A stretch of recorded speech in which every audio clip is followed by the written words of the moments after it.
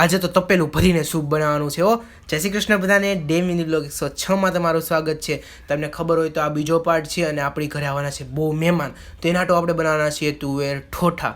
મસ્તના તુવેર ઠોઠા બનાવવાના છે ને, તો એની કટિંગ થઈ ગયું છે. તુવેર ઠોઠા મૂકી દીધા ગેસ ઉપર અને છે ને જો અહીંયા અડધા બફાઈ ગયા છે ને અડધાની સીટી થતી હતી.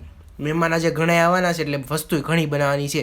તો વિચાર્યું હતું પહેલાં આપણે સૂપ બનાવી નાખવી, એટલે ઠોઠા પહેલાં આપણે થોડીક સમય પહેલાં સૂપ પીવું એટલે સ્ટાર્ટર ટાઈપનું થઈ જાય ને, એટલી ઠંડીમાં સૂપ પીવાની મજા જ અલગ હોય. તો પાણી ગરમ થવા મૂકી દીધું હતું અને મારા ભાભુ નક્કરા ઠોઠા પાસે હળવળતા હતા. એને તો ઠોઠા બહુ ભાવે છે એવું એ કહેતા હતા ને છે ને બહુ વણી કાઢતા હતા. પછી મેં બ્લોગમાં લઈ લીધા અને મમ્મીએ સૂપને પાણીમાં નાખી દીધું, એટલે કે પાવડર હોય ને એને પાણીમાં નાખી દીધો, પહેલાં ભેળવી નાખ્યો ને પછી પાણી નાખી દીધું તપેલામાં, કારણ કે ગાંઠા ન રહીને.